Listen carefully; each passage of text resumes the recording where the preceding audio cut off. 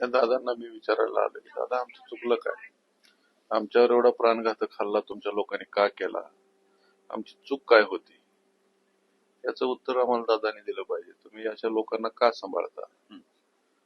शेतकऱ्यांचे प्रश्न घेऊन तुमच्या प्रदेशाध्यक्षांना आम्ही विचारायला गेलो, वा चुकीचा कृषी मंत्री तुम्ही या राज्याला दिलेला आहे, त्याच्याबद्दल तुम्ही काय भूमिका घेत नाही? आज राज्य सगळं खवळून उठलंय ते कृषी मंत्र्याच्या विरोधामध्ये.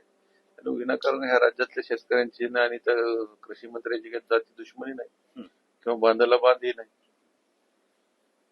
कृषी मंत्री चुकीचं वागताय, त्या सभागृहामध्ये पत्ते खेळताय मोबाईलवरती, शेतकऱ्यांच्या बाबतीत चुकीचे वक्तव्य वारंवार त्यांच्याकडून आले, तुमच्या मीडियानेच आम्हाला दाखवलेले आहेत. आम्ही फक्त हे निदर्शनास आणण्यासाठी, आणून देण्यासाठी त्या प्रदेशाध्यक्षांना सांगायला गेलो आणि आम्हाला मार दिला त्या लोकांनी.